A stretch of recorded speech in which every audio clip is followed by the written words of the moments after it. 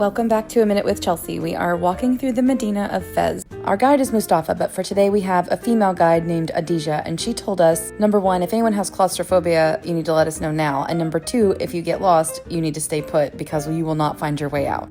She said, I'll come find you. I tried to film enough where you could see what it was like walking through the Medina, but also with a 360 camera because it's really hard to capture just how teeny tiny this is. But it's very cool, literally. The temperature is cool because it's super hot outside, but the Medina keeps the temperature down. We also learned that most of the homes inside the Medina have two separate doors. One is larger and one is smaller, and they have separate door knockers. The smaller door knocker is for family only. Company would use the larger door, and the door knocker sounds different, so that would alert the lady of the house that company has arrived and that she needs to cover her hair before she answers the door. We also went down the meat market. So this is the meat market. There are the olives. There were plenty of places to buy clothes and shoes. There was also a fish market, which thankfully was closed for the day because the smell was intense. We learned about how Moroccan people have been storing food for decades to keep it fresh. Like right here, for example, this is meat stored in fat. Well, fat and olive oil, which keeps the meat shelf stable. But some of the meat was just out on display because we also learned that's how they sell meat. You have to be able to see what you're buying.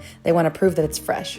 And of course, we stopped and said hello to every cat, as we're going to do every single day of this trip because we can't help ourselves. This wasn't a shopping day, so we're just mostly walking through and observing and learning. So Hadija took us to the pottery place, the ceramic village, to the royal palace, to the Jewish quarter where the architecture is much different. And we were pretty much just a bunch of little ducklings following her around with Mustafa in the back, making sure nobody got lost. We are on our way to the oldest school in the world. Fez is home to some of the oldest cultural treasures in the world, including the world's oldest intellectual institute. I'm going to try to say this word without messing it up, but it's called al-Qarawiyyin, which is also home to the world's oldest library. Al-Qarawiyyin was founded in Fez in 859, and that makes it the world's oldest continually operating university in the whole world ever. You can even look it up. It's in UNESCO World Heritage, and it's in the Guinness Book of World Records. On the way to the university, we saw these guys in the street, and they were performing, and they were giving it 110%.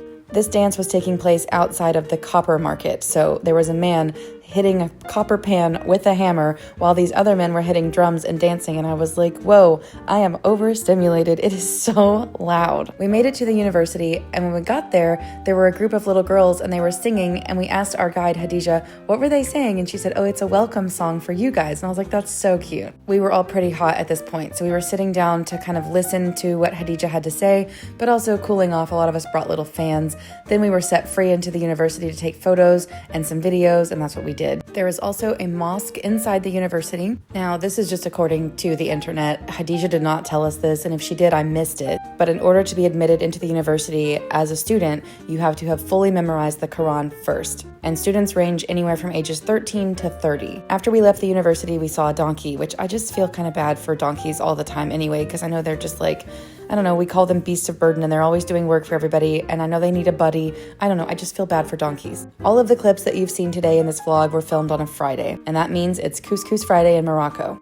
In Morocco, they traditionally eat couscous on Fridays because it is a holy day, and it is supposed to be a day of prayer and rest. So a lot of families will gather after their midday prayer to have couscous. It is a tradition, but we just got to our restaurant inside the Medina, and we had to walk up a bunch of really, really tiny tiled stairs, so I tried to film what that was like. I have not ordered couscous yet, so that is what I'm going to have today for lunch, I've decided. Hadija told us we were going to have a very traditional Moroccan meal, which means the appetizer, the starter, is Moroccan salads. Now, the Moroccan salads are not like our salads. They're not cold with dressing.